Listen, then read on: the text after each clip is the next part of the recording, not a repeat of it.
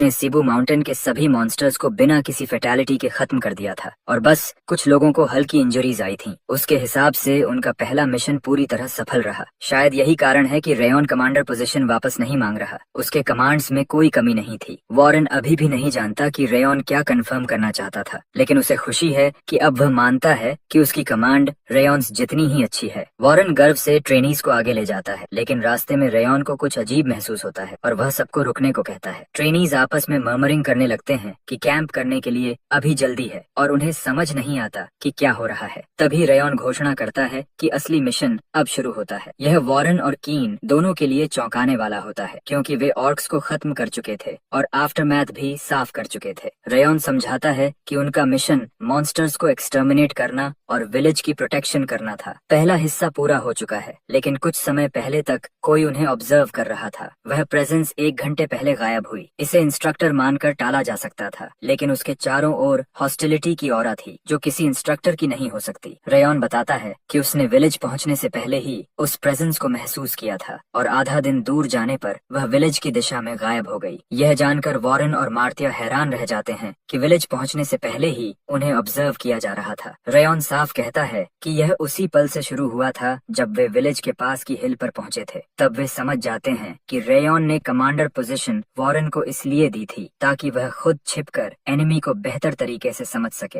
रेयॉन्स sharp thinking केन को हैरान कर देती है, क्योंकि उसकी सेंसिंग और प्लानिंग कुछ इंस्ट्रक्टर्स से भी बेहतर है। केन को आश्चर्य होता है कि वह खुद भी उस ऑब्जर्वर को महसूस नहीं कर पाया। वॉरेन को रियलिटी चेक मिलता है और वह पूछता है कि उसे कमांडर पोजीशन क्यों दी गई। रेयॉन मानता है कि उसने यह पोजीशन इसलिए दी क्योंकि उसे वॉरेन पर भरोसा था और उसे लगता था कि वह ट्रेनीज को उससे भी बेहतर लीड कर सकता है। इससे वह आइडियल टॉप ट्रेनी की तरह दिखेगा और एनिमीज का ध्यान उसी पर रहेगा, जिससे वे रेयॉन्स एग्जिस्टेंस को नोटिस नहीं करेंगे। रेयॉन उसकी तारीफ करता है कि वह सच में सीगार्ट नाम के योग्य है और लौटने के बाद उसे वाइस टॉप ट्रेनी नॉमिनेट करने का सुझाव देता है। यह बात वॉरेन के लिए झटका होती है, क्योंकि वह खुद को रेयॉन के बराबर समझ रहा था, लेकिन अब उसे पता चलता है कि वह सिर्फ एनिमीज का ध्यान भटकाने के लिए डीकॉय के तौर पर इस्तेमाल हुआ था। रेयॉन आगे कहता है कि मॉन्स्टर्स का दूसरी रेसेस के साथ कोऑपरेट करना असंभव है, लेकिन मिशन के दौरान ऑर्क्स और गॉब्लिन्स साथ काम कर रहे थे। इसका मतलब है कि एनिमीज किसी तरीके से मॉन्स्टर्स को कंट्रोल कर रहे हैं। इसलिए उनकी पहली प्रायोरिटी विलेज की प्रोटेक्शन है, क्योंकि अभी भी खतरा मौजूद है। वे सभी चुपचाप सिबू विलेज लौटने का फैसला करते हैं ताकि कोई उन्हें नोटिस न करे। रेयॉन कहता है कि बस अपने कदम संभाल कर चलें, क्योंकि उनके पास डिस्गाइज करने के टूल्स नहीं हैं। तभी पता चलता है कि डोरियन अपने साथ कई डिस्गाइज टूल्स लाया हुआ है। यह जानकर सब हैरान रह जाते हैं कि उसने एहतियात के तौर पर करीब 40 डिस्गाइज टूल्स रखे थे, जो दिखाता है कि वह कितना डरा हुआ रहता है। डिस्गाइज करते समय रेयॉन क्रेन को पास की ब्रांच में उनकी स्थिति की जानकारी देने भेजता है। निकलने से पहले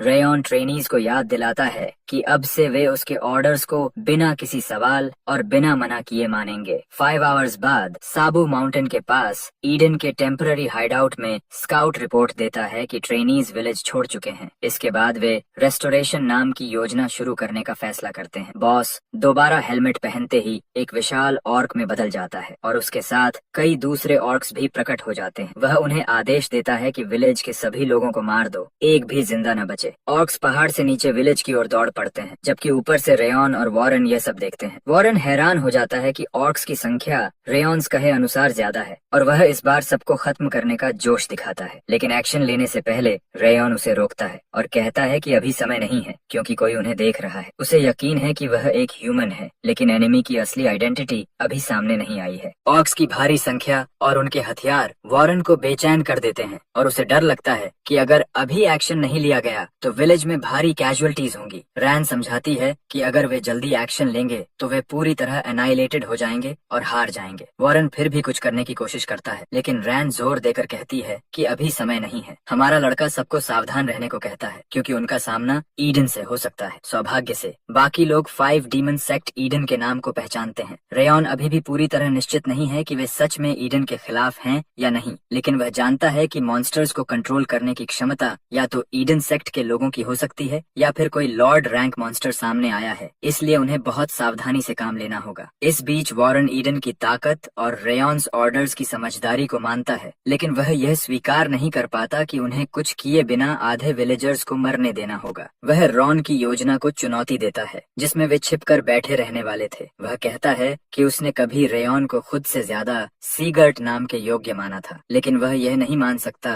कि वे हाथ पर हाथ धरे बैठे रहें। उसके लिए विलेजर्स के लिए स्वॉर्ड उठाना ही सीगर्ट के सच्चे स्वॉर्ड्समैन का रास्ता है। इतना कहकर वह पहाड़ से नीचे विलेज की ओर कूद जाता है और दूसरों से कहता है कि अगर वे खुद को सीगर्ट के सच्चे स्वॉर्ड्समैन मानते हैं तभी उसका पीछा करें। रायॉन उसे जिद में जाते हुए देखता रह जाता है और तभी रूनन उसके पीछे पीछे कूद जाती है। बाकी ट्रेनीज को लगता है कि वॉरेन सही है, क्योंकि सेगार्ड का 5 डीमन से डरना शर्मनाक होता। इसलिए वे जल्दी से विलेज और विलेजर्स को बचाने के लिए उनके पीछे जाने का फैसला करते हैं। के ने भी 5th ट्रेनिंग ग्राउंड की मदद के लिए 6th ट्रेनिंग ग्राउंड को साथ लेकर ईडन के डीमंस पर हमला करने निकल पड़ता है। उनके जाने के बाद कुछ ट्रेनीज रेयॉन के साथ रुक जाते हैं। सच यह है कि रेयॉन को पहले से अंदाजा था कि ऐसा होगा, क्योंकि वह जानता है कि वे इनजस्टिस देखकर चुप नहीं रह सकते। इसी वजह से उसने पहले ही रूनन को ऑरा मैसेज भेज दिया था कि वह उनका पीछा करे। अच्छी बात सिर्फ यह है कि वॉरेन और कीन वहाँ हैं, इसलिए ट्रेनीज कुछ समय तक ईडन के खिलाफ टिक पाएंगे। लेकिन जो बात रेयॉन ने नहीं सोची थी वह यह कि मार्टा पीछे रुक जाएगी, जबकि ऐसे हालात में वह हमेशा सबसे पहले निकलती है। जब रेयॉन उससे पूछता है तो वह याद दिलाती है कि उसने पूरी तरह उसके इंस्ट्रक्शंस फॉलो करने का वादा किया था। उसकी बात सुनकर रेयॉन के चेहरे पर मुस्कान आ जाती है और वह बाकी सबको बताता है कि वे भी विलेज की ओर जाएंगे, लेकिन अपनी प्रेजेंस जितनी हो सके उतनी छिपा कर रखेंगे, क्योंकि ईडन के पास ऐसे एडिशनल ट्रूप्स होंगे जो फ्रंट लाइन में नहीं आएंगे। किसी कारण से रेयॉन को माउंटेन के बीच एक जबरदस्त ब्लड लस्ट महसूस होता है जो विलेज की ओर नहीं बढ़ रहा। बाकी एनिमीज से ट्रेनीज निपट सकते हैं, लेकिन इस मिस्टीरियस एनिमी से सीधी टक्कर बहुत बुरी साबित होगी। बैटलफील्ड पर वॉरेन सबको ऑर्क्स से सीधे टकराने के बजाय उनके अटैक्स डिफ्लेक्ट कर काउंटर अटैक करने को कहता है और जरूरत पड़े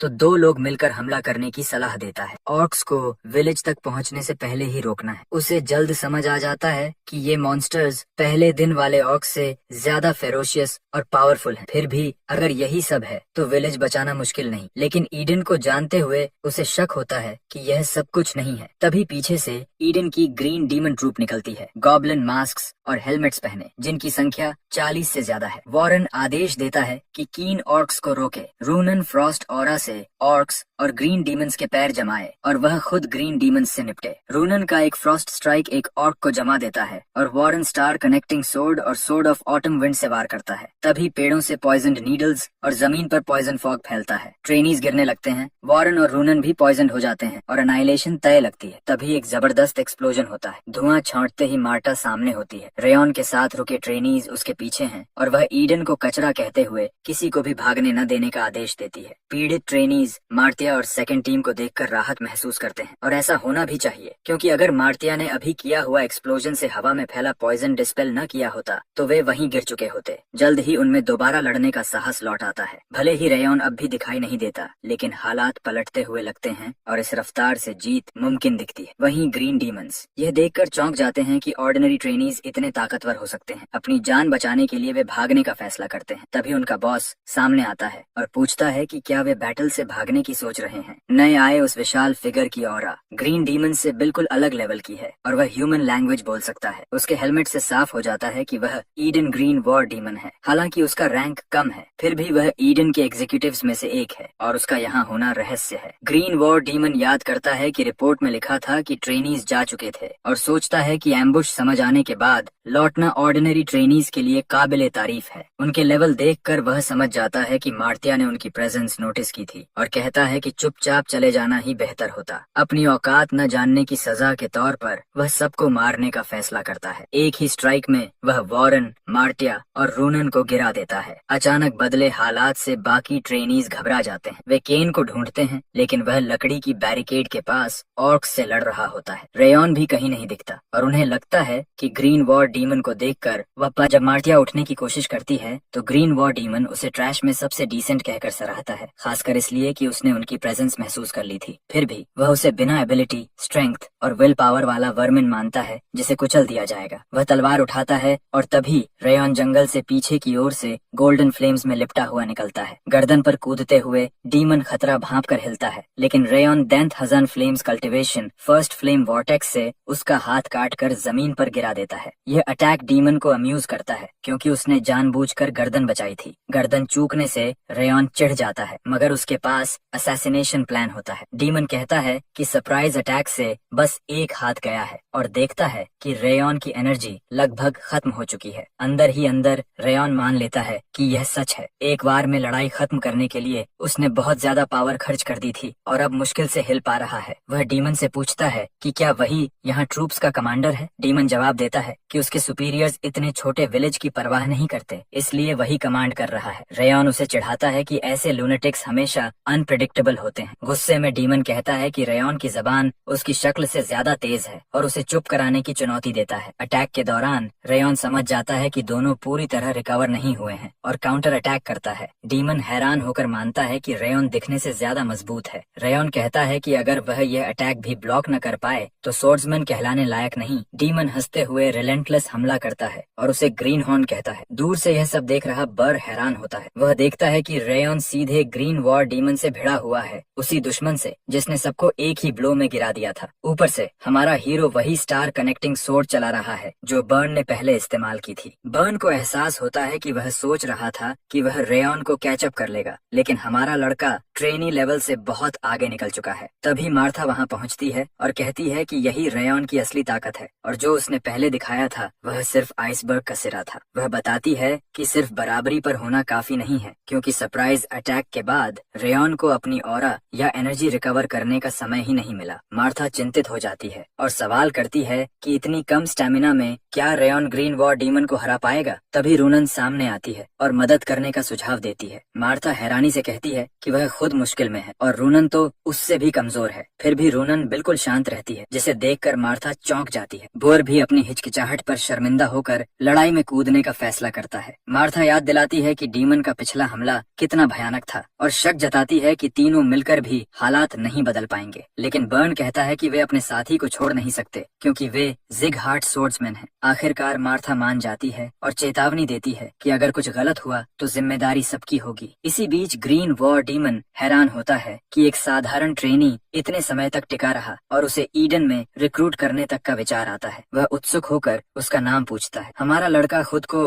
रेयॉन जिगर्ट बताता है। यह सुनते ही डीमन चौंक जाता है और उसके बाल आंखें देखकर समझ जाता है कि वह जिगर्ट की डायरेक्ट लाइन से है, नॉर्थ के डिस्ट्रक्टिव किंग का खून। वह तुरंत रिक्रूट करने का विचार छोड़ देता है और घोषणा करता है कि रेस्टोरेशन के नाम पर वह रेयॉन को किसी भी कीमत पर मारेगा। दहाड़ते हुए डीमन अपनी ताकत बढ़ाता है और विशाल तलवार से हमला करता है। रेयॉन पीछे कूदता है और महसूस करता है कि दुश्मन बहुत तेज हो गया है। शायद कम्बैटिव एंड डिबैटिव एनर्जी बढ़ गई है। रिंग ऑफ फायर से बचाव करते हुए भी वह पूरी तरह रिकवर नहीं हुआ है। अचानक मार्था पीछे से हमला करती है और डीमन की पीठ पर जोरदार वार करती है। डीमन उसे वीकलिंग कहकर चिल्लाता है। जैसे ही वह मार्था की ओर मुड़ता है, रूनन हमारे प्रोटैगनिस्ट के सामने आकर अपनी frost aura breath of winter का इस्तेमाल करती है। उसके इशारे पर बुरान स्टार कनेक्टिंग सोर्ड और चेन स्टारलाइट टेक्निक से हमला करता है, लेकिन डीमन उसे पकड़कर इतनी जोर से दबाता है कि उसके मुंह से खून टपकने लगता है। वह बोर का मजाक उड़ाते हुए पूछता है कि क्या उसे सच में लगा यह ट्रिक काम करेगी और कहता है कि उसमें उस ब्लॉन्ड जैसी स्किल नहीं है। बर मानता है कि उस मूव से डीमन को हराना मुश्किल है, लेकिन कम से कम वह समय खरीद सकता है। डीमन हैरान होकर सोचता है कि उसका मतलब क्या है। तभी Martha Titan aura meteor form के साथ हमला करती है और चिल्लाती है कि यह झेल कर दिखाओ। गुस्से में डीमन बर्न फेंकता है और दोनों को गिरा देता है, यह कहते हुए कि उनका रेजिस्टेंस बेकार है। लेकिन हमारा हीरो आत्मविश्वास से कहता है कि उनकी कोशिश व्यर्थ नहीं है। वह अपने साथियों का धन्यवाद करता है कि उन्होंने अपनी जान जोखिम में डालकर उसे रिकवर होने का समय दिया और वादा करता है कि उनकी मेहनत बेकार नहीं जाएगी। डीमन रेयॉन्स बची हुई ताकत देखकर हैरान होता है और सोचता है कि वह असल में है कौन। रेयॉन तलवार उठाकर कहता है कि खुद को सम्मानित समझे, क्योंकि यह पहली बार है जब वह यह टेक्निक किसी दुश्मन पर इस्तेमाल कर रहा है। 10,000 flames cultivation winds of blazing dominion activate होते ही रेयॉन्स शरीर अलग तरह की आग में घिर जाता है, जो सरप्राइज अटैक वाली फ्लेम्स से बिल्कुल अलग है। डीमन की इंस्टिंक्ट्स खतरे की चेतावनी देने लगती हैं और वह समझ जाता है कि इसे अभी खत्म करना होगा। वह झपटता है, लेकिन रेयॉन हेड ऑन टकराकर जबरदस्त प्रिसिजन से वार करता करता है। हमारा प्रोटैगनिस्ट डीमन को पूरी तरह पराजित कर देता है। डीमन का शरीर जमीन पर निष्क्रिय पड़ा रहता है और हीरो पास ही विजयी खड़ा होता है। उसके दोस्त स्तब्ध रह जाते हैं। रेयन तुरंत चिल्लाकर चेतावनी देता है कि यह अभी खत्म नहीं हुआ है। ईडन के बाकी ग्रीन डीमंस मौजूद हैं, इसलिए वह आदेश देता है कि डोमेन, पीस और विलेज की सेफ्टी के लिए बचे हुए एनिमीज को खत्म कर दिया जाए। सैनिक जोर से उसका आदेश स्वीकार करते हैं। बर्न आगे बढ़कर मानता है कि रेयन सही था। उसकी लीडरशिप और सेकंड ग्रुप के बिना वे सब और विलेजर्स दोनों ही मारे जाते। वह रेयन को उन्हें बचाने के लिए धन्यवाद देता है और ऑर्डर्स के खिलाफ जाने के लिए माफी मांगता है। हालांकि बूरन कहता है कि वह वैसे भी विलेज जाता, क्योंकि उसके हिसाब से ताकत की कमी के कारण इनजस्टिस को नजरअंदाज करना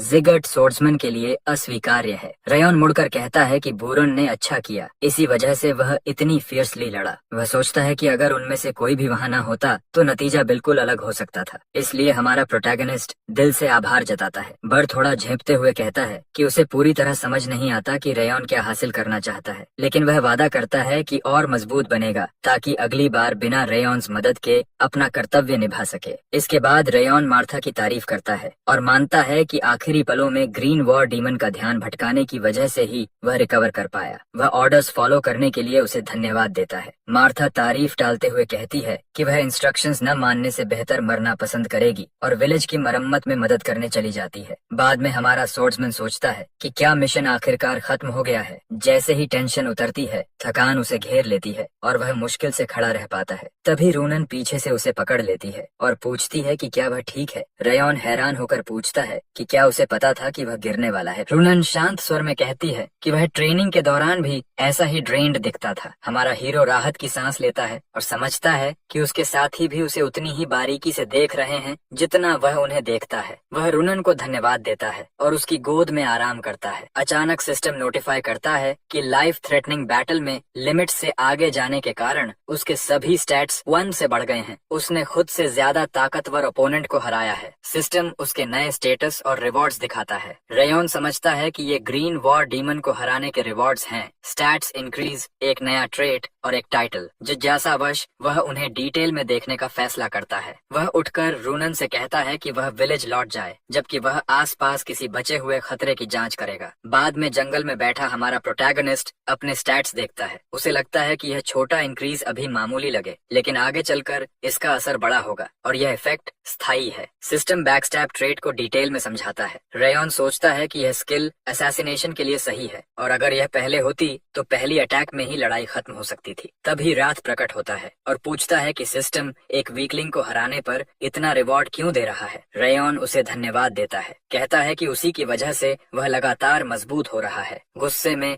रात धमकी देता है कि रेयन को कभी आसान मौत नहीं मिलेगी और वह उसे अनंत काल तक सताएगा। हमारा हीरो धमकियों को अनदेखा कर मुस्कुराते हुए कहता है कि अगर कर सकता है तो जो चाहे कर ले। विलेज में छात्र घरों की मरम्मत कर रहे होते हैं। कोई और लकड़ी मांगता है और हैरान होता है कि डिब्रीज अचानक गायब कैसे हो गया। इसी बीच हमारा लड़का झपकी से जागता है। हैरान कि थोड़े आराम का सोचकर वह सो गया। बाहर आकर वह देखता है कि वुडन बैरिकेड्स ठीक हो चुकी हैं। रूनन पूछती है कि क्या वह बेहतर महसूस कर रहा है। वह कहता है कि छोटी नींद काफी थी और वह बताती है कि विलेजर्स ऑफ सेबू उससे मिलने इंतजार कर रहे हैं। विलेजर्स धन्यवाद देते हैं। रेयन पहली बार ऐसी कृतज्ञता महसूस करता है। अपनी पिछली असैसिन जिंदगी में उसे कभी यह नहीं मिला था। वहाँ सिर्फ लाइफ और डेथ मायने रखते थे और उसने जो कुछ भी किया वह सब डारियस रॉबर्ट के नाम चला जाता था। चाहे उसने कितने ही दुश्मन मारे हों या कितने ही गंदे काम किए हों, सारा क्रेडिट डारियस को ही मिलता था। लेकिन अब पहली बार आर को उसके अपने डीड्स के लिए पहचाना जा रहा था। वह क्या उसने कभी पहले ऐसा महसूस किया था? यह एहसास नशे जैसा है। वह और चाहता है और ज्यादा सराहना और पहचान पाने की भूख महसूस करता है। हमारा हीरो तय करता है कि वह असैसिन नहीं बल्कि सोर्ड्समैन बनकर जिएगा ताकि ऐसे नजारे बार बार देख सके।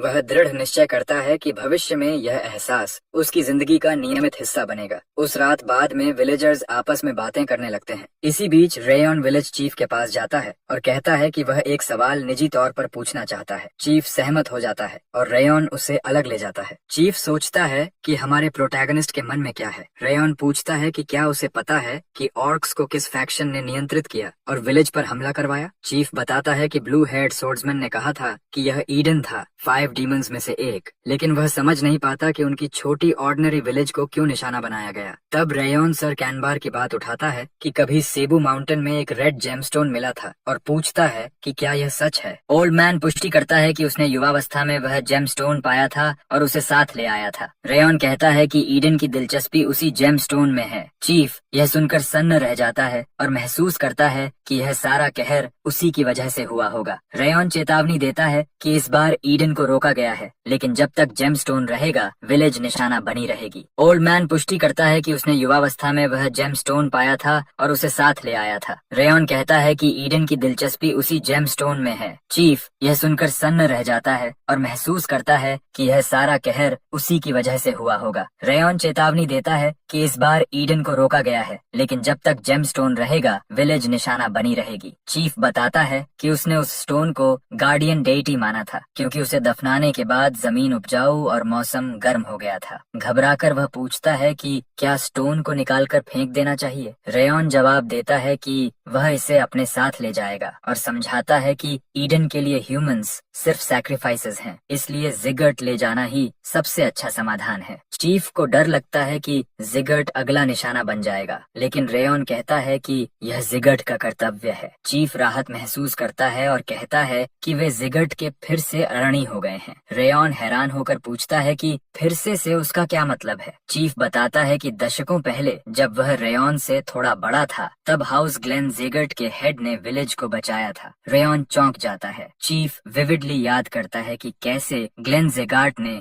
मॉन्स्टर स्वॉर्म से सबको बचाया और सबके साथ दयालु व्यवहार किया। रेयॉन अपने दादा की मौजूदा छवि से इसकी तुलना करता है। चीफ माफी मांगते हुए उसे जेमस्टोन की जगह ले चलता है। स्टोन निकालने पर चीफ बताता है कि यह कपड़ा फैमिली एयरलूम है जो जेम की तेज रेड लाइट को छिपाता है। रेयॉन गॉब्लिन किंग के मैजिक स्टोन को पहली बार देखता है और समझ जाता है कि अगर ईडन ने इसे पा लिया तो उसी जैसी ताकत वाला मॉन्स्टर फिर पैदा हो सकता है। वह स्टोन को लपेटने को कह ही रहा होता है कि तभी पीछे एक विशाल आदमी प्रकट होता है। वह कहता है कि क्लॉथ की वजह से ही वे जेमस्टोन नहीं ढूंढ पाए, वरना विलेज कब की नष्ट हो जाती। रेयॉन तलवार खींचते हुए उसकी पहचान पूछता है और भीतर से डर जाता है कि उसने उसकी प्रेजेंस महसूस ही नहीं की। जायंट मास्क दिखाता है। रेयॉन सोचता है कि यह ओगर जैसा है और अंदाजा लगाता है कि वह ब्लड रेविंग डीमन है। जायंट उसकी बात की पुष्टि करता है और कहता है कि जिगर्ट ट्रेनी के लिए उसकी इंसाइट काबिले तारीफ है। वह खुद को ईडन का ब्लड रेविंग डीमन बताता है। वह रेयॉन्स एग्जैक्ट स्ट्रेंथ आंक नहीं पाता, लेकिन अंदाजा लगाता है कि वही सोर्ड्समैन है जिसने ग्रीन वॉर डीमन को हराया। रेयॉन सोचता है कि क्या यही वह सुपीरियर है जिसका जिक्र किया गया था, जबकि उसने कहा था कि वह यहाँ नहीं आएगा। ब्लड रेविंग डीमन मास्क पहनते हुए बताता है कि मिशन उसी ने दिया था और अगर ग्रीन वॉर डीमन मरा न होता तो वह खुद कभी नहीं आता। सीधे शब्दों में रेयॉन्स वजह से ही वह यहाँ है। तभी एक सुन्न कर देने वाली कॉम्बैटिव एनर्जी रेयॉन पर टूट पड़ती है। उसे समझ आ जाता है कि अगर सारे ट्रेनीज और सीबू भी मिल जाएं, तब भी इस डीमन के सामने कोई टिक नहीं पाएगा। उसी पल राथ प्रकट होता है और कहता है कि रेयॉन कभी जीत नहीं सकता। वह दो विकल्प देता है, फ्यूडल रेजिस्टेंस जारी रखे और मरे, या अपने शरीर का कंट्रोल सौंप दे। जैसे ही जायंट हरे मॉन्स्टर में बदलता है, खतरा और भी असली लगने लगता है। दूसरी ओर रॉन के दोस्त अभी भी विलेज फेंसेस में व्यस्त होते हैं। बर्न मार्था को आते देख पूछता है कि वह यहाँ क्यों है। वह चिढ़ाते हुए कहती है कि वह यह देखने आई है कि वह ठीक से काम कर रहा है या नहीं, और ताना मारती है कि बर्न सोर्ड्समैन से ज्यादा कारपेंटर लगता है। बर्न उसे छोड़ देने को कहता है। मार्था पलटकर कहती है कि वह बड़ी है और उसे आदेश देने का हक सिर्फ एक को है। तभी वे रूनन को फ्रूट से भरी टोकरी उठाए देखते हैं। पूछने पर रूनन बताती है कि ये रॉन के लिए हैं और ज्यादा फ्रेश हैं। मार्था उसे छेड़ती है कि वह तो पहले से उसकी पत्नी जैसी लग रही है। रूनन अनदेखा कर आगे बढ़ जाती है। अचानक पास में जबरदस्त एक्सप्लोजन होता है। रूनन तुरंत उस ओर दौड़ती है, रेयॉन को लेकर चिंतित, और बताती है कि वही जगह है जहां वह चीफ के साथ गया था। वह सबको हथियार उठाने, कीन और 6th ट्रेनिंग ग्राउंड को बुलाने को कहती है। बर्न, मार्था और रूनन चीफ के घर पहुंचते हैं और रेयॉन को पुकारते हैं। वहां पहुंचकर वे देखते हैं कि रेयॉन घायल हालत में विलेज चीफ को ढाल बनाकर बचाए खड़ा है। रेयॉन तुरंत बेहोश चीफ को बर्न को सौंपता है और आदेश देता है कि उसे सुरक्षित ले जाकर तुरंत निकल जाओ। मार्था घबराकर पूछती है कि उसका मतलब क्या है। तभी ऑपरेसिव एनर्जी का ऐसा दबाव पड़ता है कि बर्न की सांस रुकने लगती है। रूनन के फेफड़े कुचलने करने लगते हैं और मार्था भी गिर पड़ती है। ईडन ब्लड रेविंग डीमन मुस्कुराता है और नए शिकार मिलने से खुश होता है। बर्न उसकी आर्मर देखकर समझ जाता है कि यह ओगर जैसी है और वह ईडन के टॉप एग्जीक्यूटिव्स में से एक हो सकता है। डीमन उनका मजाक उड़ाता है कि जिगट सोर्ड्समैन होकर भी इतना प्रेशर नहीं झेल पा रहे। रेयॉन गुस्से में चिल्लाता है और पूछता है कि क्या उसे मरने की जल्दी है। साथ ही दोस्तों को संभलने को कहता है। वह चेतावनी देता है कि अगर वे वहीं रहे तो सब एनाइलेट हो जाएंगे। वह उन्हें ऑरा फोकस करने, प्रेशर तोड़कर खड़े होने का आदेश देता है। बर्न को चीफ को सुरक्षित ले जाकर विलेजर्स इवैक्यूएट करने को कहता है। बर्न आदेश मानकर जल्दी लौटने का वादा करता है। रेयॉन मार्था और रूनन को पीछे रहने, डायवर्जन के लिए तैयार रहने और सीधे दुश्मन से न भिड़ने को कहता है। वह इंस्ट्रक्टर रिमर के शब्द याद दिलाता है। उन्हें अपनी लिमिट से आगे जाना होगा। डीमन उनकी स्पिरिट की तारीफ करता है लेकिन शक जताता है कि लिमिट्स पार करना उसके खिलाफ काफी होगा। रेयॉन जानता है कि ट्रेनीज और विलेजर्स उस पर निर्भर हैं। अगर वह डगमगाया सब खत्म। वह ओपनिंग ढूंढता है मगर यह लड़ाई इनसरमाउंटेबल क्लिफ जैसी लगती है जो उसकी पिछली जिंदगी में भी मुश्किल होती। डीमन पूछता है कि वह हमला करेगा या बस खड़ा रहेगा। उसे फर्क नहीं पड़ता। वह चेतावनी देता है कि अगर रेयॉन नहीं आया तो वह खुद आएगा। डीमन के हिलते ही रेयॉन देखता है कि वह पहले से भी तेज है। हमारा प्रोटैगनिस्ट 10,000 फ्लेम्स कल्टीवेशन से हमला करता है। रिवॉल्विंग स्काई टेक्निक के साथ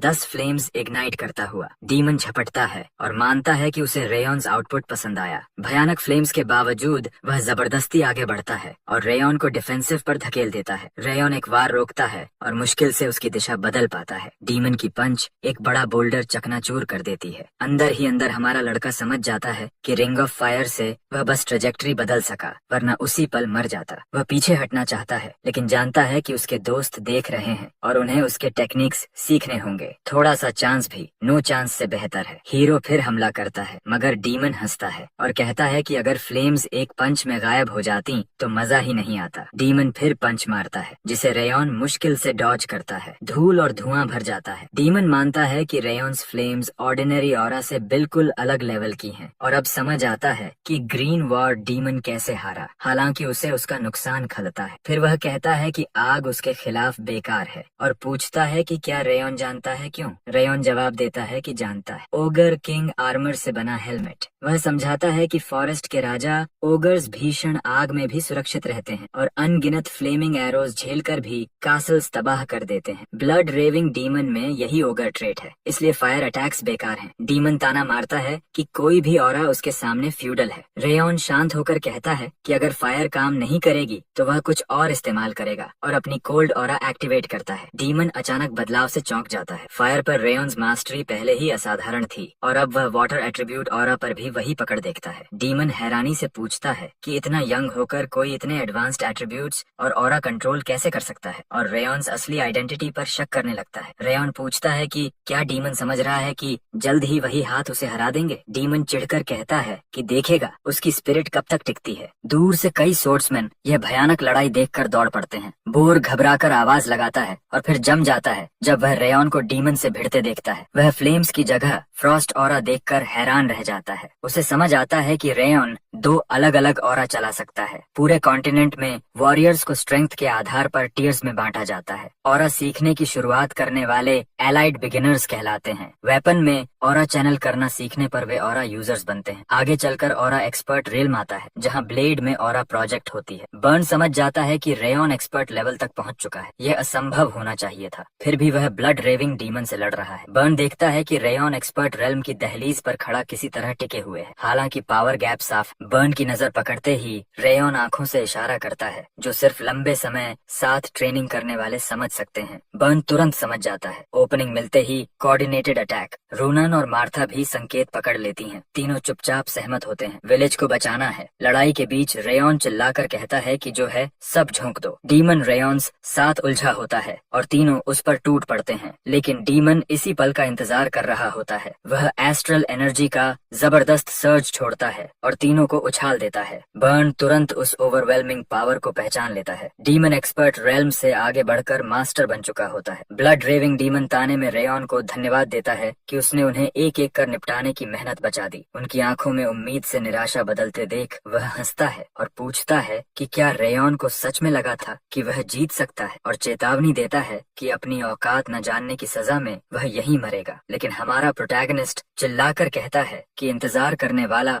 वह अकेला नहीं है। रेयॉन अपने असैसिन पास्ट से जमा सारी मर्डरस विल और फ्रॉस्ट की ठंडक को 10,000 फ्लेम्स कल्टीवेशन सोड आर्ट में उड़ेल देता है। सब कुछ एक ही अल्टीमेट पॉइंट में समेटकर वह सीधा डीमन की छाती तक पहुंचता है और तलवार घोंप देता है। ब्लड रेविंग डीमन घुटनों पर गिरता है, लेकिन पल भर बाद छाती में धंसी तलवार पकड़े फिर खड़ा हो जाता है। हैरान होकर वह पूछता है कि क्या रेयॉन ने जानबूझकर वही पल चुना जब उसकी डिफेंस कमजोर थी। वह मानता है कि एक छोटी सी गलती होती तो वह मर जाता। फिर एक जोरदार पंच से वह रेयॉन को उड़ा देता है और नंगी हाथ से उसकी तलवार तोड़ देता है, कहते हुए कि स्किल के फर्क को पाटने के लिए रेयॉन बहुत कमजोर है। युवा सोर्ड्समैन समझ जाता है कि डीमन ने स्किन और मसल्स सखर्द कर हमला रोका, यही ऑरा मास्टर की निशानी है। हालात देखते हुए रेयॉन जान लेता है कि प्लान खत्म हो चुका है। टॉप ट्रेनी होने के नाते वह सभी जिगट ट्रेनीज को तुरंत डिसएंगेज करने का आदेश देता है और कहता है कि मौजूदा हालत में जीत की कोई उम्मीद नहीं। वह इवैक्यूएशन पर ध्यान देने और ज्यादा से ज्यादा रेजिडेंट्स को बचाने को कहता है। अचानक वह बूर पर चिल्लाता है कि यह जिगट सोर्ड्समैन की मौत नहीं हो सकती। वह सबको रिट्रीट करने और किसी भी कीमत पर ब्लड रेविंग डीमन से भागने का आदेश देता है। टीम आदेश मानती है और बुर इवैक्यूएशन संभालता है। दौड़ते हुए रूनन रेयॉन से कहती है कि वह वहाँ मरे नहीं। वह दृढ़ स्वर में जवाब देता है। डीमन ताना मारता है कि क्या उसे लगता है उसके दोस्त बच पाएंगे या वह अकेले उसे रोक लेगा। तभी हमारा लड़का रात को पुकारता है और एक वेजर का प्रस्ताव रखता है। रात हंसते हुए कहता है कि यह दांव कम और रेयॉन्स आखिरी पल ज्यादा लगते हैं। रेयॉन आउटकम दांव पर रखता है, या डीमन उसे मारेगा या वह जिंदा रहेगा। रात शक जताता है और रेयॉन मानता है कि जीत लगभग नामुमकिन है, इसलिए थोड़े से चांस के लिए उसे रात की मदद चाहिए। बॉडी और ऑरा रिस्टोर करने के बदले वह रात का रेज स्वीकार करता है। रात मान जाता है और रेज उंडेल देता है। रेयॉन्स शरीर दर्द से कांप उठता है। डीमन हैरान रह जाता है कि रेयॉन अचानक कैसे रिकवर हो गया। यह ओजियर या ट्रोल ब्लड नहीं है, फिर भी ये लॉजिक से परे है। रेयॉन बस कहता है कि उसने पहले ही कहा था, जानने की जरूरत नहीं। नई ताकत के साथ वह डीमन को ललकारता है और वादा करता है कि सनराइज तक उसे रोके रखेगा। बर सबको नियमों के अनुसार चलने, घायल और कमजोरों को सहारा देने को कहता है। वह दर्द और डर स्वीकार करता है, लेकिन तेजी से सुरक्षित जगह पहुंचने पर जोर देता है। कुछ ट्रेनीज घबराकर पूछते हैं कि क्या वे बच पाएंगे। मार्था याद दिलाती है कि रेयॉन टूटी बांह और डिसलोकेटेड रिब के साथ भी उनके लिए पीछे रुका है। अचानक मार्था भड़क जाती है और ऑफिसर पर चिल्लाती है कि वह बेकार खड़ा है और क्या वह सबकी जान फेंकना चाहता है। बर्न तुरंत ग्रुप को संभालता है, तेजी से चलने का आदेश देता है और बताता है कि क्रिन रीइंफोर्समेंट्स मांगने गया है। तभी बर्न एक विशाल मॉन्स्टर को आते देखता है। कोई घबराकर पूछता है कि क्या यह ओगियर है और वह यहाँ क्यों है। बर्न भी हैरान होता है कि फॉरेस्ट का किंग विलेज तक क्यों आया। मार्था इशारा करती है कि एक और ओगर भी है। पल भर में साफ हो जाता है, वे चारों ओर से घिर चुके हैं। कोई समझ जाता है कि ओगर्स उन्हें पिंसर कर रहे हैं और यकीन करना मुश्किल लगता है कि ऐसा भी हो सकता है। मार्था ईडन की मॉन्स्टर्स को कंट्रोल करने की क्षमता याद करते हुए शक करती है कि यही वजह है कि ब्लड रेविंग डीमन ने रेयॉन का पीछा नहीं किया। उसने पहले से ओगर्स छोड़ दिए थे और इसी हालात की उम्मीद की थी। एक जवान उम्मीद खो देता है और मान लेता है कि अब सब खत्म है और वे यहीं मर जाएंगे। लेकिन बर्न हार मानने से इनकार करता है। वह कहता है कि जब तक रेयॉन डीमन को रोके हुए है उन्हें लड़ते रहना होगा। अगर वे यहाँ गिर गए तो वे उस लड़के का सामना नहीं कर पाएंगे जो अकेले सब कुछ दांव पर लगाकर लड़ रहा है। इस बार मार्था भी बर से सहमत होती है। वह कहती है कि विलेजर्स को जल्दी इवैक्यूएट करना होगा ताकि वे वापस आकर रेयॉन की मदद कर सकें।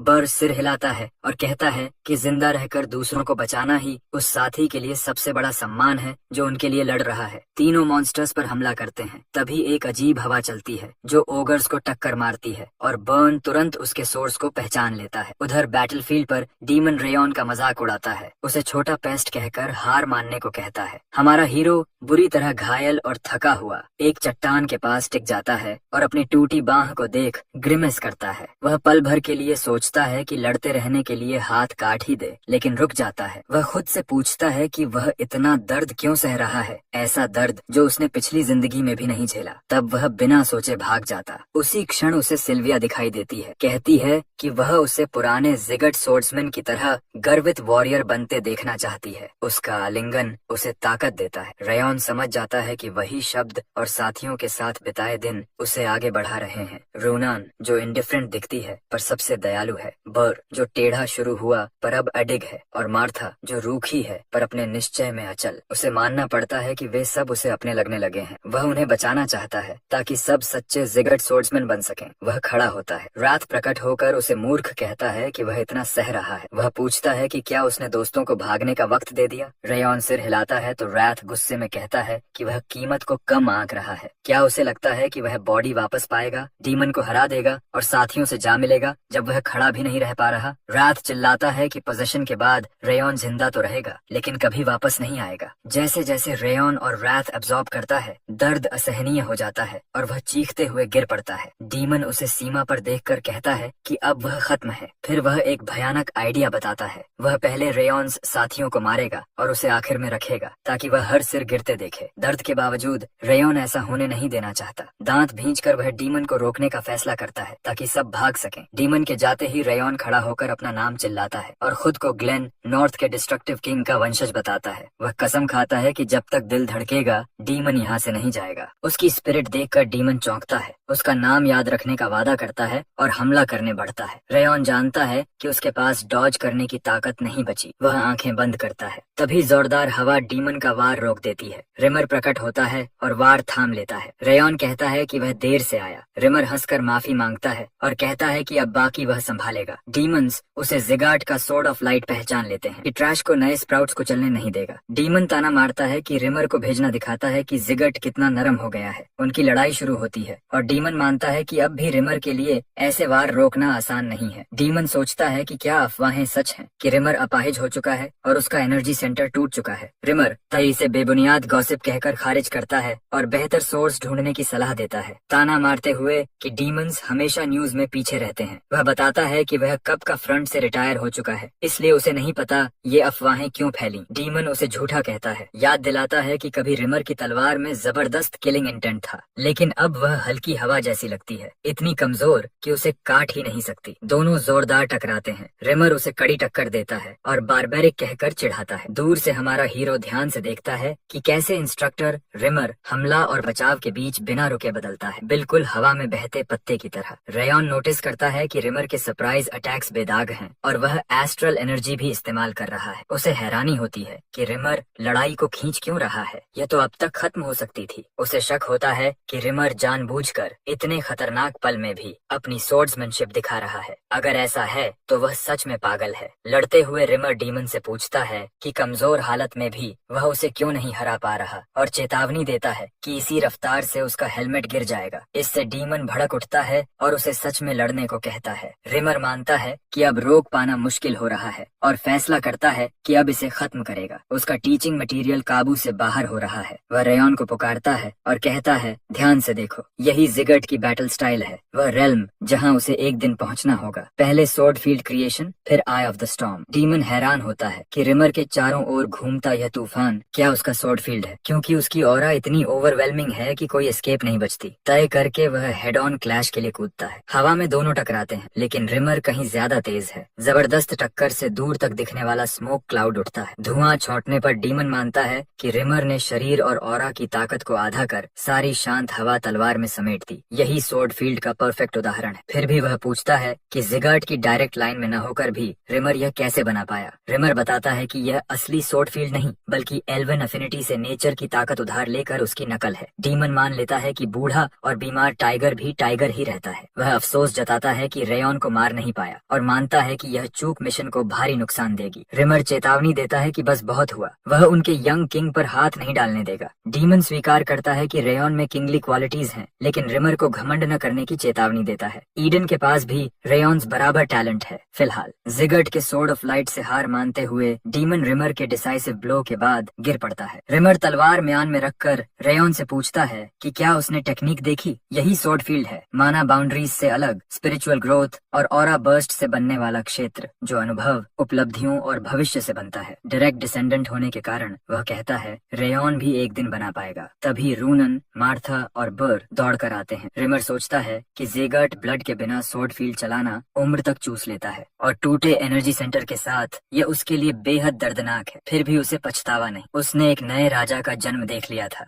उसी पल रिमर ने राउन को अपना नया लॉर्ड मानने का फैसला कर लिया। अपनी अपंग कर देने वाली चोट के बाद से वह बिना किसी उद्देश्य के जी रहा था, लेकिन इन यंग सोर्ड्समैन ने उसे जीने की नई वजह दी। इसी कारण उसे अपनी बची हुई जिंदगी खर्च करने का कोई पछतावा नहीं है। जाहिर है समय खत्म होने से पहले वह राउंडज़ार्ट को अगला ज़गार्ट किंग बनते देखना चाहता है। इसी बीच रॉयल पैलेस में रेयॉन्स दादा लॉर्ड ग्लेन यह पुष्टि कर रहे होते हैं कि क्या सच में हमारे लड़के ने ईडन के ब्लड रेविंग डीमन का सामना किया था। रिमर मानता है कि उसे ग्लेन की हैरानी की उम्मीद थी और उसी का रिएक्शन देखने वह जल्दी आ गया था और यह पूरी तरह वर्थ था। ग्लेन अब भी स्तब्ध उसे सीधे मुद्दे पर आने को कहता है। रिमर बताता है कि यकीन करना मुश्किल है, यहाँ तक कि उसके लिए भी, लेकिन उसने सब कुछ अपनी आंखों से देखा और कसम खाता है कि यह सच है। न सिर्फ उसने बल्कि 5th और 6th ट्रेनिंग ग्राउंड्स के सभी ट्रेनीज और सीबू विलेज के लोग भी रेयॉन को अकेले ब्लड रेविंग डीमन का सामना करते देख चुके हैं। ग्लेन सोचता है कि ऐसा डीमन तो स्वॉर्ड मास्टर के बराबर होता है। अगर यह सच है तो कीमत क्या रही। रिमर जवाब देता है कि ज्यादातर को हल्की चोटें आईं, लेकिन रेयॉन गंभीर रूप से घायल हुआ और फिर भी रिमर के पहुंचने तक टिका रहा। ग्लेन पूछता है कि क्या वह बस इस पर विश्वास कर ले। रिमर मानता है कि यह अविश्वसनीय लगता है, लेकिन कहता है कि ग्लेन को मानना पड़ेगा जब वह देखेगा कि रेयॉन सोर्ड एक्सपर्ट रेल्म तक पहुंच चुका है। वह जोड़ता है कि रेयॉन ने मास्टर पावर वाले डीमन के खिलाफ टिके रहने का कारनामा किया, इसलिए एल्विन एसेप का इस्तेमाल बिल्कुल भी व्यर्थ नहीं था। ग्लेन चौंक कर कहता है कि सेकंड वर्ल्ड ट्री का सेप अमूल्य खजाना है। रिमर जोर देता है कि रेयॉन इसके काबिल था। ग्लेन मुस्कुराकर कहता है कि यह फेवरेटिज्म जैसा लगता है। रिमर आह भरता है और कहता है कि वह बस रेयॉन और बाकी सबको बढ़ते देखना चाहता है। ग्लेन समझते हुए लोएन को डिवीजन लीडर्स बुलाने का आदेश देता है। लोएन तुरंत हामी भरता है। अप्रत्याशित रूप से ग्लेन रिमर की तारीफ करता है। रिमर मुस्कुराता है, सोचता है कि शायद 20 साल बाद ग्लेन से तारीफ सुन रहा है। ग्लेन उसे वहीं रोक देता है और कहता है कि ज्यादा खुश न हो, वरना उसकी रेकलेस हरकतों के बिना और तारीफ मिलती। फिर वह पूछता है कि ट्रेनीज कब लौटेंगे। रिमर कहता है कि वे जल्द पहुंचने वाले हैं। पैलेस के बाहर रेयॉन सोचता है कि सीबू विलेज मिशन सफल रहा। ईडन की दखल से नुकसान हुआ, लेकिन वे मरम्मत के लिए रुके। गंभीर चोटों के कारण वह चीफ के घर में ठीक हुआ। होश में आते ही उसने रात के साथ हुए वेजर का रिवॉर्ड देखा। रात ने नतीजा रद्द करने की कोशिश की,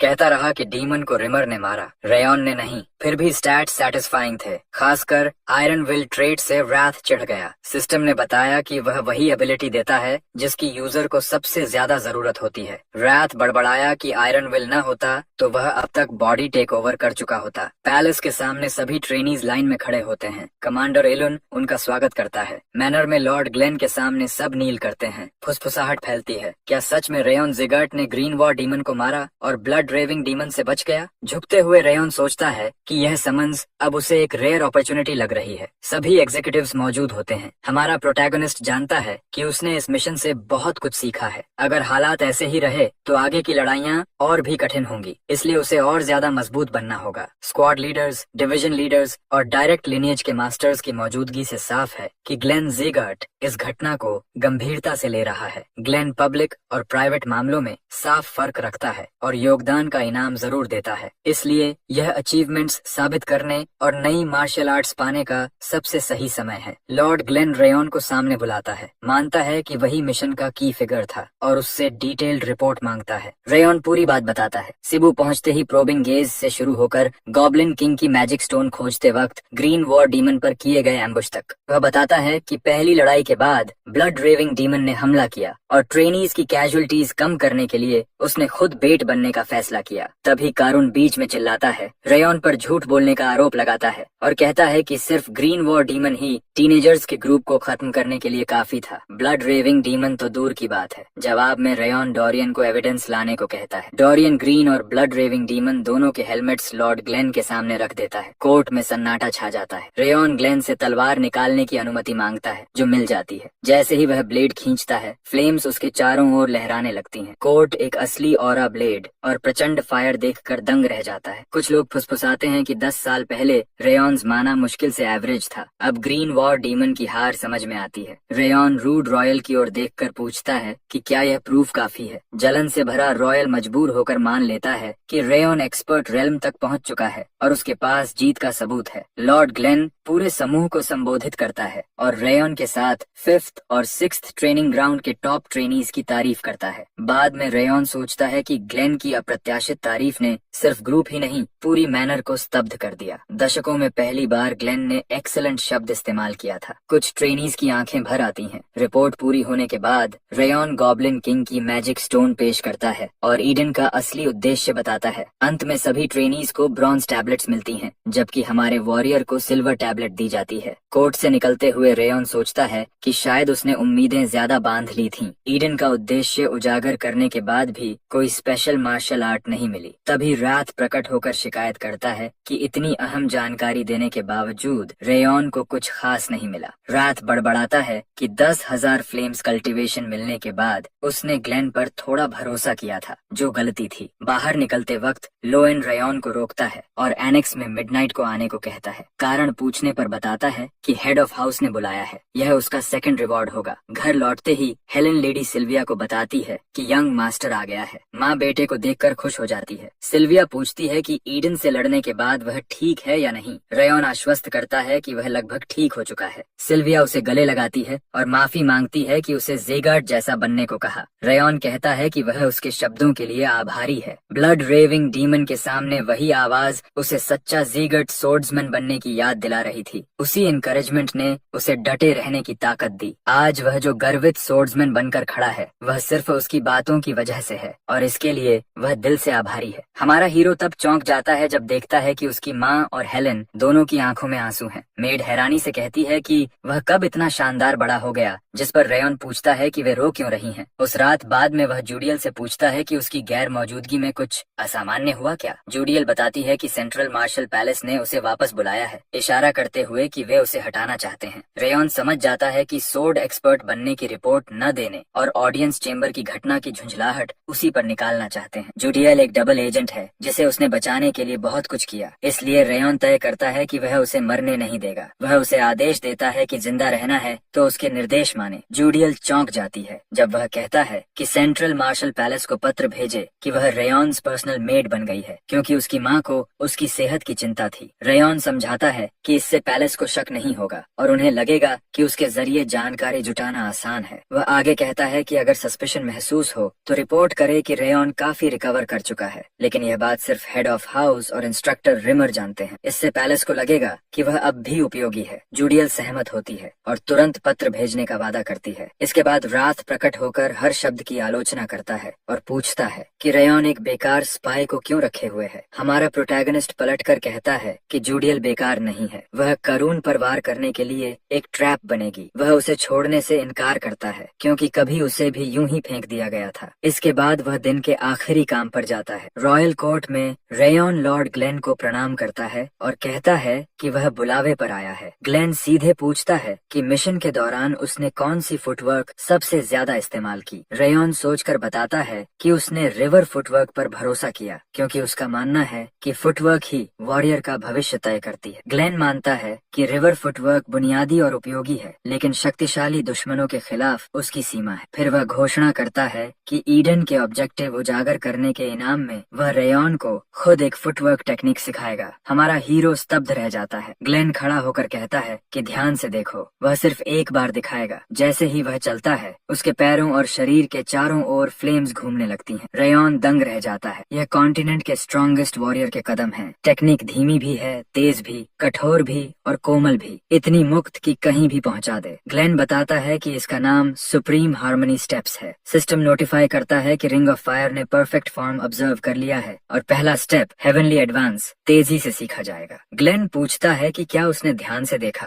रेयॉन माफी मांगते हुए कहता है कि वह सिर्फ पहला स्टेप फॉलो कर पाया। ग्लेन समझते हुए बात खत्म करता है और याद दिलाता है कि यह ईडन के ऑब्जेक्टिव का रिवॉर्ड था। सीखना अब उस पर है। रेयॉन विदा लेता है। बाद में लोएन ग्लेन से कहता है कि उसे उम्मीद नहीं थी कि वह सुप्रीम हार्मनी स्टेप्स सिखाएंगे और चिंता जताता है कि क्या यंग मास्टर इसे साध पाएगा। ग्लेन जवाब देता है कि छोटी सी डेमोन्स्ट्रेशन में भी रेयॉन हेवनली एडवांस पकड़ सका, जो इस टेक्निक का आधा एसेंस है। गार्डन में हमारा बॉय सोचता है कि ग्लेन द्वारा सुप्रीम हार्मनी स्टेप्स सिखाए कई दिन बीत चुके हैं। वह सिस्टम की सपोर्ट के साथ मेहनत से ट्रेनिंग कर रहा है, लेकिन अब तक पूरी तरह मास्टर नहीं कर पाया। रात ताना मारते हुए याद दिलाता है कि यह किसी वीकलिंग के बस की टेक्निक नहीं है। फिर भी हमारे प्रोटैगनिस्ट को लगता है कि थोड़ी और मेहनत से वह सफल हो जाएगा। अभ्यास के दौरान उसकी माँ अचानक उसे आराम करने को चिल्लाती है। रेयॉन सोचता है कि कहीं उसका एनर्जी सेंटर तो नहीं टूटा, क्योंकि वह रिमर जितनी फुर्तीली लग रही है। सिल्विया झुंझलाकर याद दिलाती है कि उसने पूरी तरह रिकवर होने तक ट्रेनिंग न करने का वादा किया था। वह उसे शांत होने को कहकर रुकने पर राजी हो जाता है, सोचते हुए कि वह डेविलडम के मोनर्क से भी डरावनी है। आखिरकार सिल्विया की लगातार डांट से उसकी ट्रेनिंग रुक जाती है। वह चेतावनी देती है कि अगर फिर पकड़ा गया तो मुसीबत होगी। चुपके से प्रैक्टिस करने की कोशिश में भी हेलन और बाकी मेड्स कड़ी निगरानी रखते हैं, जिससे वह ट्रेनिंग नहीं कर पाता। गार्डन में बैठा वह देखता है कि वे सब मजे में हैं और मान लेता है कि कभी कभी आराम करना भी अच्छा है। तभी एक मेड दौड़ती हुई आती है और बताती है कि एक गंभीर समस्या है। राइडन जिगर्ट आ रहा है। रेयॉन हैरान होता है क्योंकि राइडन बॉल्डर जिगर्ट का बेटा है, ग्लेन का चौथा पुत्र। वह पूछता है कि एनेक्स क्यों आएगा। मेड बताती है कि पता नहीं, लेकिन आते ही रेडन लेडी सिल्विया और मेड्स पर हिंसक हो गया। एनेक्स एंट्रेंस पर रेडन बदतमीजी से सिल्विया से पूछता है गेस्ट आने पर गार्डन गंदा क्यों है और क्या उसे विजिट की कोई लेटर नहीं मिली। सिल्विया शांत होकर कहती है कि कोई लेटर नहीं आया। रेडन भड़ककर आरोप लगाता है कि या तो उसका बटलर गलती कर रहा है या वह झूठ बोल रही है। सिल्विया सफाई देती है और गार्डन साफ करने का समय मांगती है। भीतर ही भीतर रेडन जलता है। उसने व्हाइट ब्लड रिलीजन की एक ब्रांच नष्ट की, फिर भी कोई ध्यान नहीं दे रहा। सब रेयॉन पर केंद्रित हैं। चिढ़कर वह सिल्विया को जल्दी करने को चिल्लाता है और उसके हाथ पर थूक देता है। हेलन विरोध करती है तो वह उसे जोर से थप्पड़ मार देता है, यह कहते हुए कि डायरेक्ट लाइन का सदस्य होने के नाते वह उसकी मास्टर है। जूडियल आकर सिल्विया को सावधान करती है और आगे बढ़कर स्थिति रोकने की कोशिश करती है। जैसे ही रेडन लात मारने उठता है, रेयॉन तलवार लिए प्रकट होता है। रेडन उसे पहचान कर खुश होता है और तलवार म्यान में डालने का आदेश देता है। खुद को रेडन जिगर्ट बताता है। रेयॉन गुस्से को अनदेखा कर स्टेटस जताता है, लेकिन रेयॉन गर्दन पर वार करता है। रेडन का सर्वेंट तलवार से रोकता है। रेयॉन एक जोरदार पंच से सर्वेंट को उड़ा देता है। रेडन चिल्लाता है कि वह किस पर हमला कर रहा है। रेयॉन उसे घुसपैठिया बताकर पेट में लात मार देता है। रेडन घुटनों पर गिरकर बदला लेने की कसम खाता है। रेयॉन कहता है कि एनेक्स उसका घर है, रेडन का नहीं। जैसे ही रेयॉन बात खत्म करने वाला होता है, रेल प्रकट होकर उसे रुकने का आदेश देता है। रेयॉन समझ जाता है कि रेल हेवनली ब्लेड डिवीजन का सोर्ड्समैन है, हेड ऑफ हाउस के अधीन। रेडन डिवीजन को रेयॉन को खत्म करने का आदेश देता है, लेकिन रेल सख्ती से कहता है कि वह सिर्फ हेड के आदेश मानता है और रेडन को पीछे हटने की सलाह देता है। रेडन उसे गार्ड डॉग कहकर अपमानित करता है, मगर उसका बटलर टकराव बढ़ने से बचने के लिए रिट्रीट की सलाह देता है। अनिच्छा से रेडन वहां से जाने को मान जाता है, लेकिन रेयॉन को धमकी देता है कि इस अपमान की कीमत उसे ऐसी बेइज्जती और दर्द से चुकानी पड़ेगी जो मौत से भी बदतर होगी। इसके बाद हेलन लेडी सिल्विया से माफी मांगती है कि वह और कुछ नहीं कर पाई। सिल्विया उसे ढांढस बंधाती है, उसकी हिम्मत के लिए धन्यवाद देती है और कहती है कि उसने कुछ भी गलत नहीं किया। वह वादा करती है कि इस मामले को खुद सुलझाएगी, लेकिन हमारा प्रोटैगनिस्ट आगे बढ़कर कहता है कि वह इसे खुद संभालेगा और उनसे उस पर भरोसा करने को कहता है। कुछ समय बाद रेयॉन और रेडन दोनों लॉर्ड ग्लेन के सामने घुटनों के बल होते हैं। ग्लेन उन्हें खड़े होने को कहता है और बताता है कि उसने कल की घटना के बारे में सुना है। रेडन दावा करता है कि उसने एनेक्स में मिलने के लिए पत्र भेजा था, लेकिन उसे ठंडा व्यवहार और कोई तैयारी नहीं मिली। वह आरोप लगाता है कि रेयॉन ने बिना उकसावे के उस पर और उसके बटलर पर हमला किया और अगर हालात बिगड़ते तो वह मर भी सकता था। इस बीच हमारा हीरो सोचता है कि रेडन तलवारबाजी से ज्यादा अभिनय में माहिर है, जूडियल के बताए रूप से बिल्कुल अलग। फिर रेयॉन कहता है कि रेडन की गवाही झूठी है और उसे रेडन का लाल गुस्से से भरा चेहरा याद है। रेडन गुस्से में रेयॉन कॉलर पकड़कर लॉर्ड ग्लेन के सामने उसे गालियां देता है। लोएन तुरंत उसे रोकता है और याद दिलाता है कि वह कहाँ खड़ा है। लॉर्ड ग्लेन दोनों की अलग अलग कहानियां सुनकर एक गवाह बुलाने का फैसला करता है। रेयल सामने आता है और खुद को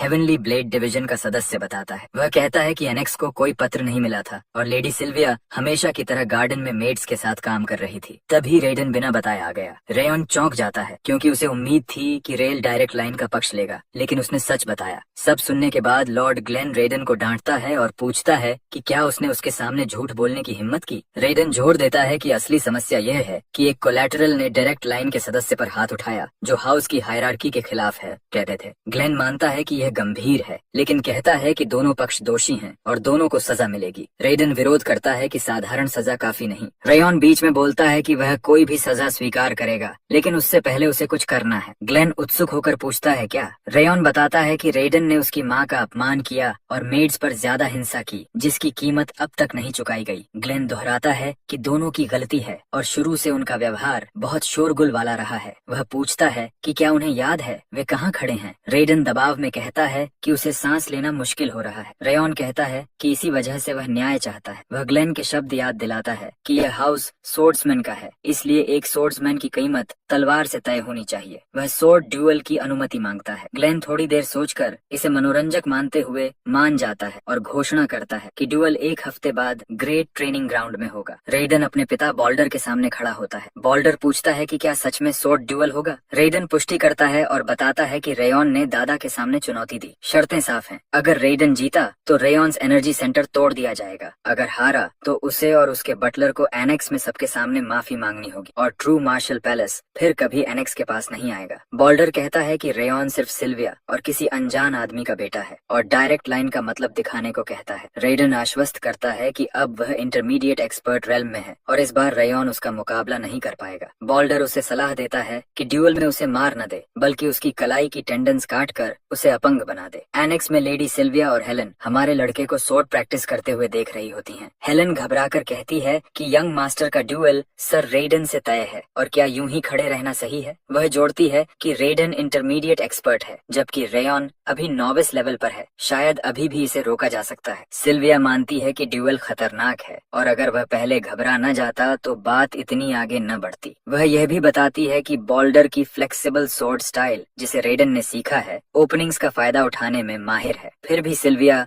हेलन से कहती है कि उस पर भरोसा रखे। वह मानती है कि वह भी डरी हुई है, लेकिन रेयन ने भरोसा मांगा है, इसीलिए अब वह अपने बेटे पर विश्वास करेगी। प्रैक्टिस के दौरान जूडियल लंच लेकर आती है, सैंडविचेस, ताकि आसानी रहे, और धीरे खाने की सलाह देती है। रेयन धन्यवाद देता है और खाने के साथ एक बुक देखकर चौंक जाता है। उसे समझ आता है कि यह रेडन की फ्लेक्सिबल स्वॉर्ड से जुड़ी जानकारी है, बेहद सलीके से कंपाइल्ड। वह हैरान होता है कि जूडियल ने एक ही दिन में इतना इंटेलिजेंस इकट्ठा कर बुक बना दी। माँ की रक्षा करने और अब बिना कहे इतनी अहम जानकारी लाने पर रेयन उसके प्रति आभार महसूस करता है। समय बीतता है और दोनों पक्ष अपनी अपनी तैयारी करते हैं। आखिर ड्यूअल का दिन आ जाता है। ट्रेनिंग ग्राउंड में दोनों खड़े होते हैं। रेडन धमकी देता है कि वह रेयन को पूरी तरह कुचल देगा ताकि वह फिर तलवार न उठा सके। रेफरी इशारा करता है, ड्रम्स बजते हैं। रेडन चार्ज करता है, कहता है कि अब ब्लफ काम नहीं करेगा। तभी वह चौंक जाता है। रेयन गायब। असल में रेयन उसके पीछे खड़ा है, तलवार रेडन के कंधे पर टिकी हुई। रेडन हकलाकर पूछता है कि वह पीछे कब पहुंचा। रेयन कहता है कि आज वह 8 बार मरेगा। फिर तलवार छोड़कर इतना जोरदार पंच मारता है कि रेडन उड़कर दूर गिरता है। खून बहता है और वह मानता है कि वह रेयन्स मूवमेंट ट्रैक ही नहीं कर पाया। रेयन उसे उठने को कहता है। ये लेटर वाले झूठ की कीमत। रेडन गालियां देता हुआ पलटवार करता है, लेकिन फिर रेयन गायब। रेयन आवाज देता है कि वह अब बाईं तरफ है और सोर्ड हैंडल से चेहरे पर वार करता है। ये माँ के फूल पर थूकने की कीमत,